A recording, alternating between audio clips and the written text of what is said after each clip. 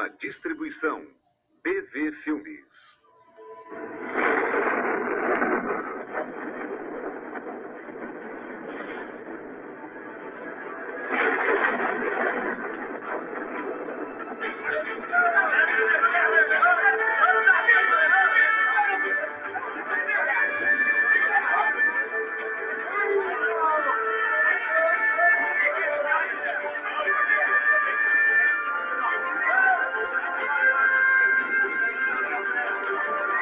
Cuidado com as cordas.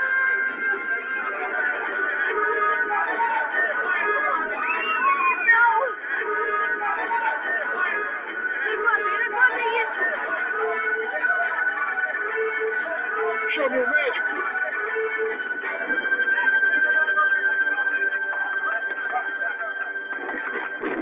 Houve um acidente, senhor.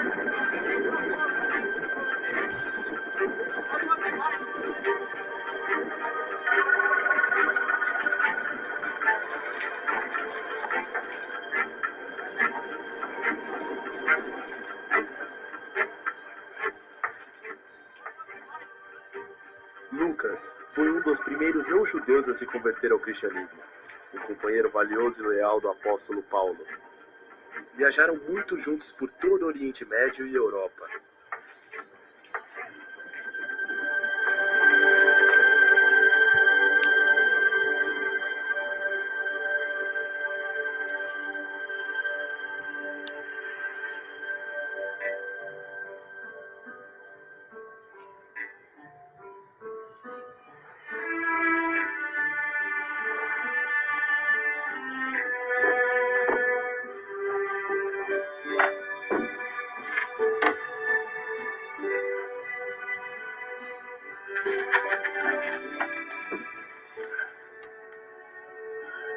Em meu livro anterior, Teófilo, eu escrevi a respeito de tudo que Jesus começou a fazer e a ensinar, até o dia em que foi elevado ao céu, depois de ter dado instruções por meio do Espírito Santo aos apóstolos que havia escolhido. Depois do seu sofrimento, ele se apresentou a esses homens e deu-lhes muitas provas indiscutíveis de que estava vivo.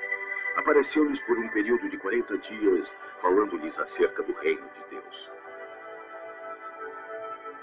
Certa ocasião, enquanto comia com eles, deu-lhes esta ordem: Não saiam de Jerusalém,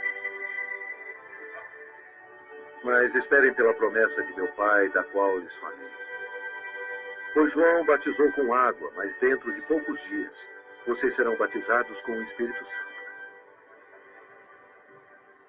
Então os que estavam reunidos lhe perguntaram: Senhor, é neste tempo que vais restaurar o reino a Israel? Ele lhes disse: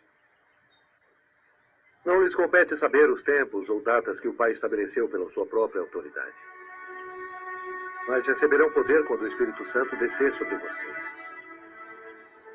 E serão minhas testemunhas em Jerusalém e em toda a Judéia e Samária e até os confins da terra. Tendo dito isso, foi elevado às alturas enquanto eles olhavam.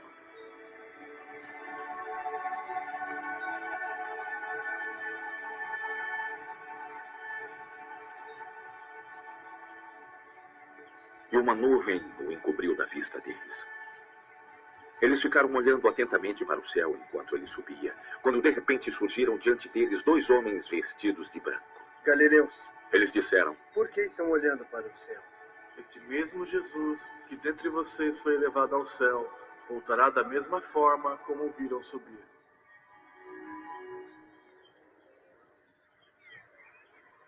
Então voltaram para Jerusalém, vindo do monte chamado das Oliveiras, que fica perto da cidade, à distância da caminhada de um sábado.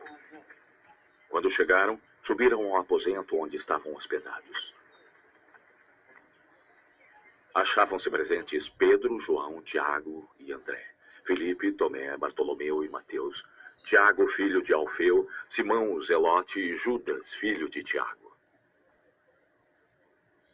Todos eles se reuniam constantemente em oração com as mulheres, Maria, a mãe de Jesus, e com os irmãos dele.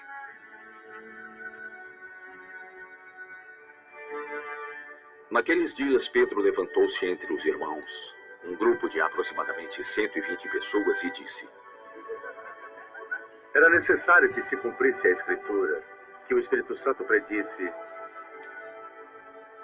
pela boca de Davi a respeito de Judas, que serviu de guia aos que prenderam Jesus. Foi tido como um dos nossos e teve participação nesse ministério. Com a recompensa que recebeu pela sua iniquidade, Judas comprou um campo. Ali caiu de cabeça, seu corpo partiu-se ao meio e todas as suas vísceras se derramaram. Todos em Jerusalém ficaram sabendo disso, de modo que na língua deles, esse campo passou a chamar-se Aceldama, isto é, campo de sangue. Prosseguiu Pedro: Porque está escrito no livro de Salmos: fique deserto o seu lugar, e não haja ninguém que nele habite, que um outro ocupe o seu lugar. Portanto, é necessário que escolhamos um dos homens que estiveram conosco durante todo o tempo em que o Senhor Jesus viveu entre nós. Desde o batismo de João até o dia em que Jesus foi elevado dentre nós às alturas. É preciso que um deles seja conosco testemunha de sua ressurreição. Então indicaram 2 nomes: José, chamado Barsabás, também conhecido como Justo, e Matias.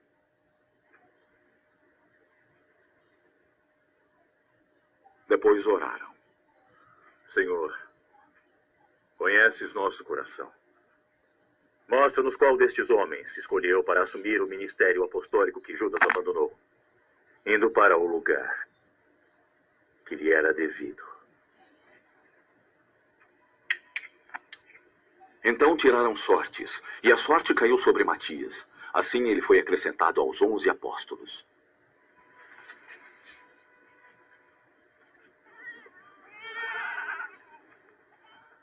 Chegando o dia de Pentecoste, estavam todos reunidos num só lugar.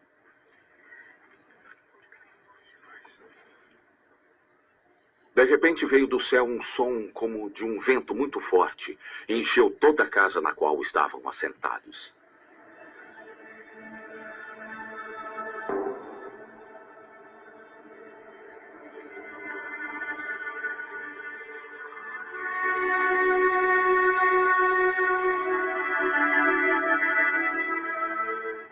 E viram o que parecia línguas de fogo que se separaram e pousaram sobre cada um deles.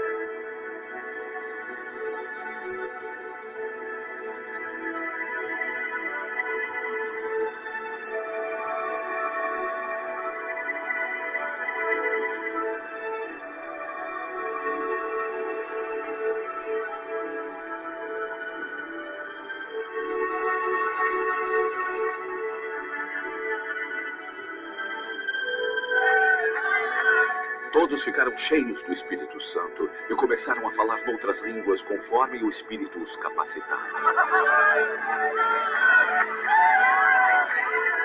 Havia em Jerusalém judeus, homens tementes a Deus, vindos de todas as nações do mundo. Ouvindo-se este som, ajuntou-se uma multidão que ficou perplexa, pois cada um os ouvia falar em sua própria língua. Atônitos e maravilhados, eles perguntavam: acaso não são galileus estes homens que estão falando? Então, como os ouvimos, cada um de nós, em nossa própria língua materna? Partos, Medos e Elamitas, habitantes da Mesopotâmia, Judeia e Capadócia, Ponto e Ásia, Frígia e Panfilha, Egito e das partes da Líbia próximas a Cirene. Visitantes vindos de Roma, tanto judeus como os convertidos ao judaísmo, cretenses e árabes. Nós os ouvimos declarar as maravilhas de Deus em nossa própria língua. Atônitos e perplexos, todos perguntavam uns aos outros: que significa isto? Alguns, todavia, zombavam deles e diziam: eu acho que eles beberam vinho demais.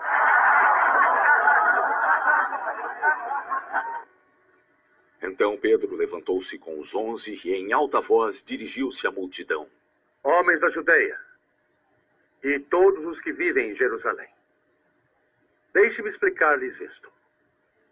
Ouçam com atenção o que lhes direi. Estes homens não estão bêbados, como vocês supõem. Esta é ainda a terceira hora do dia. Pelo contrário, isto é o que foi predito pelo profeta Joel. Nos últimos dias, diz Deus, derramarei o meu espírito sobre todos os povos. Os seus filhos e as suas filhas profetizarão. Os jovens terão visões. Os velhos terão sonhos. Sobre os meus servos e as minhas servas, derramarei o meu espírito naqueles dias. E eles profetizarão. Mostrarei maravilhas em cima no céu e sinais embaixo na terra. Sangue, fogo e nuvens de fumaça. O sol se tornará em trevas e a lua em sangue, antes que venha o grande e glorioso dia do Senhor. E todo aquele que invocar o nome do Senhor será salvo. Israelitas, ouçam estas palavras. Jesus de Nazaré foi aprovado por Deus diante de vocês por meio de milagres, maravilhas e sinais que Deus fez entre vocês por intermédio dele, como vocês mesmos sabem. Este homem lhes foi entregue por propósito determinado e pré-conhecimento de Deus. E vocês, com a ajuda de homens perversos, o mataram pregando-o na cruz. Mas Deus o ressuscitou dos mortos, rompendo os laços da morte, porque era impossível que a morte o retivesse. A respeito dele, disse Davi: eu sempre vi o Senhor diante de mim, porque ele está à minha direita, não serei abalado. Por isso meu coração está alegre e a minha língua se regozija. Meu corpo também permanecerá em esperança, porque tu não me abandonarás no sepulcro, e nem permitirás que o teu santo sofra decomposição. Tu me fizestes conhecer os caminhos da vida, e me encherás de alegria na tua presença. Irmãos, posso dizer-lhes que o patriarca Davi morreu e foi sepultado, e o seu túmulo está entre nós até o dia de hoje. Mas ele era profeta e sabia que Deus lhe havia prometido sob juramento que colocaria um dos seus descendentes em seu trono. Prevendo isto, falou da ressurreição do Cristo, que não foi abandonado no sepulcro e cujo corpo não sofreu decomposição. Deus ressuscitou este Jesus e todos nós somos testemunhas desse fato. Exaltado à direita de Deus, ele recebeu do Pai o Espírito Santo prometido e derramou o que vocês agora veem e ouvem. Pois Davi não subiu ao céu, mas ele mesmo declarou: o Senhor disse ao meu Senhor, assenta-te à minha direita até que eu ponha os teus inimigos como estrado para os teus pés. Portanto, que todo Israel fique certo disto. Este Jesus a quem vocês crucificaram, Deus o fez Senhor e Cristo. Quando ouviram isto, os seus corações ficaram aflitos e eles perguntaram a Pedro e aos outros apóstolos: meus irmãos, o que faremos? Pedro respondeu: arrependam-se e que cada um seja batizado em nome de Jesus Cristo, para perdão dos seus pecados.